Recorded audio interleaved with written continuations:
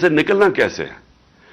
Number one चीज, जब तक इस मुल्क के अंदर पॉलिटिकल स्टेबिलिटी नहीं आएगी, कोई भी आप जीनियस ले आए इकोनॉमी का, वो अब कुछ नहीं कर सकता। क्योंकि जो इकोनॉमी है, इकोनॉमी डायरेक्टली सारी दुनिया के अंदर वो डिमांड करती है सर्टेनिटी।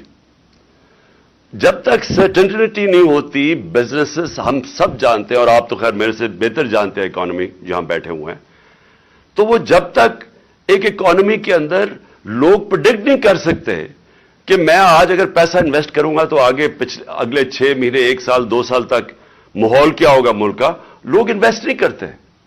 तो आज जिधर हम खड़े हैं, ये कौन आज प्रेडिक्ट कर सकता है कि 1 महीने के बाद क्या होगा पाकिस्तान में? किसी को भी नहीं पता।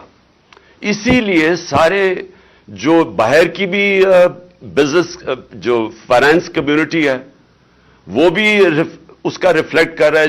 ये जो सीडीएस पाकिस्तान का पहुंच गया 122 पे, वो रिफ्लेक्ट कर रहा है कि वो अब नहीं फील करते कि पाकिस्तान की इकोनॉमी अपनी लायबिलिटीज बीट कर सकती है। अंदर पहली गैलप की सर्वे है कि 88% बिजनेसमैन कहते हैं कि जो पाकिस्तान का डायरेक्शन है इकोनॉमी का, ये गवर्नमेंट का, वो गलत तरफ है, यानी उनका भी कॉन्फिडेंस नहीं है। तो कॉन्फिडेंस तो रिस्टोर करने में सिर्फ एक चीज है, और वो इलेक्शंस करवाना। और ये अब से नहीं, ये जब से हमारी गवर्नमेंट गई है, मैं तब से लगा हूं कहने कि आप जब तक इलेक्शन नहीं करवाएंगे, इस मुल्क में पॉलिटिकल स्टेबिलिटी नहीं आने लगी। और ये हमें कहना, सारे कह रहे हैं जी कि ये जो आप सारी मूवमेंट कर रहे हैं या पॉलिटिकल एक्टिविटी कर रहे हैं, ये कोई वापस पावर आने के लिए कर रहे हैं।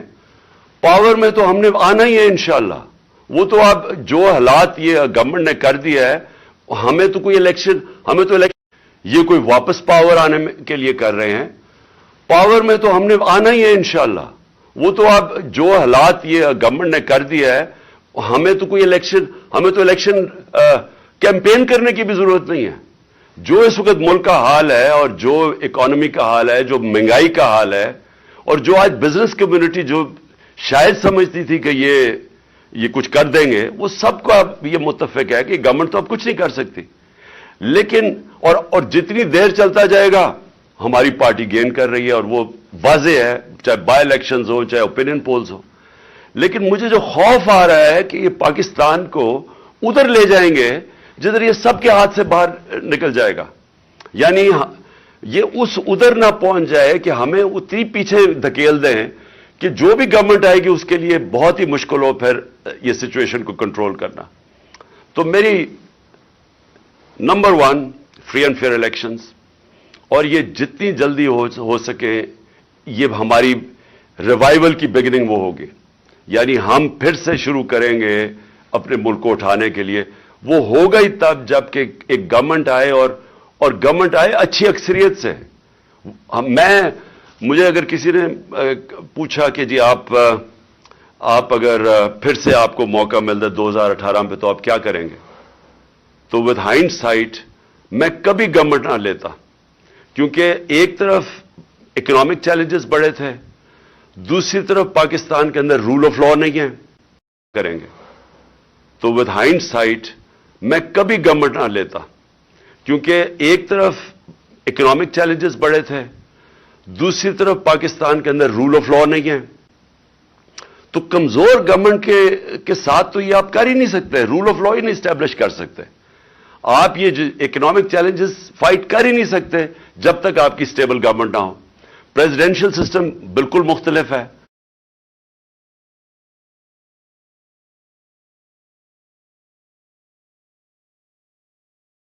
लेकिन पार्लियामेंट्री सिस्टम जिसके अंदर coalition government with a thin minority majority, उसके लिए तो बहुत ही मुश्किल है कि बड़े चैलेंजेस को कोप करने के लिए। तो मैं अगर फिर से होता, मैं फिर इलेक्शन करवा देता, मैं कभी गवर्नमेंट ना लेता।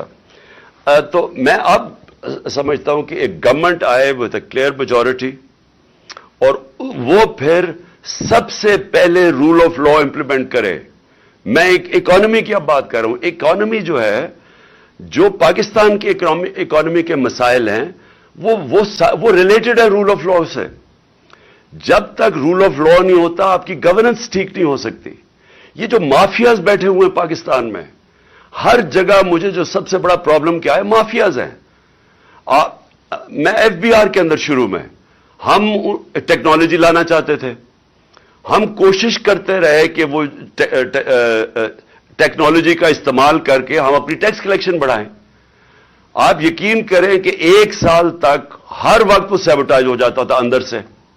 اندر لوگ بیٹھے ہوئے تھے جو نہیں لانا چاہتے تھے، کیونکہ پریزنٹ سسٹم سے اتنا زیادہ اس میں پلفریج ہے، وہ ٹیکنالوجی نہیں آنے دیتے تھے.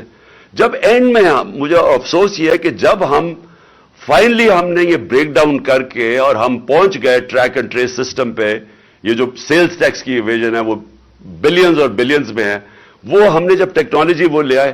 اور دوسرا پھر ہم نے یہ ڈیٹا بیس، نادرا کے ڈیٹا بیس سے ٹیلی کر کے، شوکت تری نے پتہ نہیں مینشن کیا یا نہیں، ہم نے آئیڈینٹیفائی کیے ٹیکس پیئرز جو کہ اچھے لائف سٹائل ان کا تھا لیکن زیرو ٹیکس دیتے تھے، وہ ہم نے بیس بڑھانے کے لیے ادھر ہم پہنچے. تو انفارچونیٹلی تب ہماری گورنمنٹ گرا دی گئی.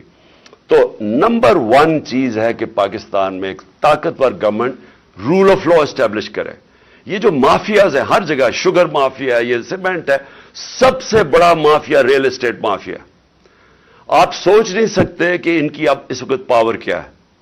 اور اب میں آپ کو مثال دیتا ہوں کہ ابھی جو ریسنٹلی ہوا ہے، ہم نے ایک ایل ڈی اے والے آئے میرے پاس، انہوں نے اس کے ڈی جی نے مجھے بتایا کہ 200 ارب روپے کی زمین بیچ دی گئی ہے. یا وہ دریا کے اندر تھی، ریور بیڈ میں تھی، یا وہ اریگیشن کی، اور یا فارسٹ کی زمین، اور وہ بیچ کے پلاٹس بیچ کے پیسہ بھی باہر چلا گیا. تو میں نے ان سے پوچھا تم نے کیوں نہیں ایکشن کیوں نہیں لیا؟ انہوں نے کہا ملٹیپل ایف آئی آرز کاٹی، پولیس کو پیسہ کھلایا ہوا تھا، پولیس نہیں وہ اس کو اپروچ کرتی تھی. انہوں نے جب لوگ اپنے بھیجے، انہوں نے باقاعدہ مارا ان کے لوگوں کو اور الٹی ان کے اوپر ایف آئی آر کاٹ دی. انہوں نے جو بھی ڈپارٹمنٹس جاتی تھی نیچے سے پیسے، اتنا پیسہ ہے اس میں.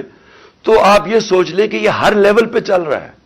اور آپ امیجن کریں پیسہ کتنا ہے پاکستان میں، کہ یہ جب میں نے سی ڈی ایف بڑی مشکلوں سے ہم نے کیڈسٹرل میپنگ کروائی، وہ بھی دیر لگی، ڈیلے کرتے رہے. تو جب ہم نے وہ میپنگ کروائی، یعنی ڈیجیٹلائزیشن کی، ہم نے لینڈ ریکارڈز کی، تو صرف اسلام آباد میں 1200 ارب روپے کی زمین کے اوپر قبضہ ہوا ہے، گورنمنٹ کی زمین کے اوپر. اور یہ سارے پاکستان میں ایسا ہی ہے. یہ جب تک ایک اسٹیٹ کے پاس پاور ہو ٹو امپلیمنٹ، کہ اسٹیٹ کی ریٹ ہو، اور وہ ہوگی ایک طاقتور گورنمنٹ سے. تو میں تو صرف یہ کہہ رہا ہوں کہ اس سے ہم ٹیکس کلیکشن اپنی بڑی انہانس کر سکتے ہیں، ٹیکنالوجی کا استعمال کر کے. یہ جو بڑے پاورفل لوگ ہیں ان کو ٹیکس کر کے. اور پھر سیکنڈلی ایکسپورٹس کے اوپر، اور مجھے فخر تھا کہ ہم نے زور لگا کے میٹنگز کر کے ایکسپورٹرز سے مل کے رکاوٹیں ان کی ہٹاتے گئے، کیونکہ ہر جگہ ایکسپورٹرز کے لیے رکاوٹیں تھیں. تو میں نے ریئلائز کیا ہمارا مائنڈ سیٹ ہی نہیں ہے اس چیز کے اوپر. یعنی میں آپ کو مثالیں دے سکتا ہوں کہ جدھر ایکسپورٹر ملک کو بینیفٹ پہنچا رہا ہے، ڈالرز لے کے آ رہا ہے، لیکن اس کے لیے ہر قسم کا جو ہمارا سسٹم ہے رکاوٹیں پیدا کی ہوئی تھیں. تو جو ایک مائنڈ سیٹ اب چینج کرنے کی بات ہے کہ سارے ملک کو ہم نے لگانا ہے کہ ہم ڈالر کیسے زیادہ ملک میں آ سکتے ہیں. ہم نے ریمیٹنسز بڑھائی، ہم نے انسینٹیوائز کیا اپنی اوورسیز پاکستانیز کو، انہوں نے بینکنگ چینل سے پیسے بھیجے، تو ریکارڈ ریمیٹنسز بھی آئیں. لیکن اس سے بہت کچھ اور ہو سکتا ہے. سب سے بڑی چیز یہ ہے کہ جب رول آف لا ہو تو ہمیں انویسٹمنٹ آئے گی باہر سے. میری کنٹینشن یہ ہے کہ 10 بلین بیرون پاکستانی ہیں. اگر ہم ان میں سے 20 لاکھ کو بھی 15 لاکھ کو بھی اگر ہم ان کو انویسٹمنٹ کے لیے لے آئیں پاکستان میں، تو وہ ہمیں، میرے خیال میں وہ اتنا زیادہ پیسہ لا سکتے ہیں کہ ہمیں ضرورت نہیں ہے کسی سے پیسے لینے کے لیے. لیکن ان کا، اور اب اوورسیز پاکستانی سے پوچھیں، کیونکہ میرا ان سے انٹریکشن ہے، انہوں نے مجھے شوکت خانہ میں مدد کی، نمل یونیورسٹی میں 30 سال سے میرا انٹریکشن ہے. پی ٹی آئی میں جس کو یہ فورن فنڈنگ کہتے ہیں، یہ اوورسیز پاکستانیوں نے ہمیں فنڈ کیا. آپ ان سے پوچھیں کہ کیوں نہیں انویسٹ کرتے پاکستان میں، دبئی میں چلے جاتے ہیں انویسٹ کرنے کے لیے، यही पाकिस्तानीज आप देखेंगे मलेशिया भी इन्वेस्ट करते हैं, पाकिस्तान नहीं आते। एक वजह है, किसी को कॉन्फिडेंस नहीं है कॉन्ट्रैक्ट एनफोर्समेंट पे। उनको ये खौफ है कि उनके साथ कोई फ्रॉड होगा, और होते हैं। जमीन पे उनके कब्जे हो जाते हैं, प्लॉट्स पे कब्जे हो जाते हैं। तो अगर आपने कोई कारोबार शुरू करना है, उनको कॉन्फिडेंस ही नहीं है कि यहां उनको प्रोटेक्शन मिलेगी पाकिस्तान के इंसाफ के निजाम से।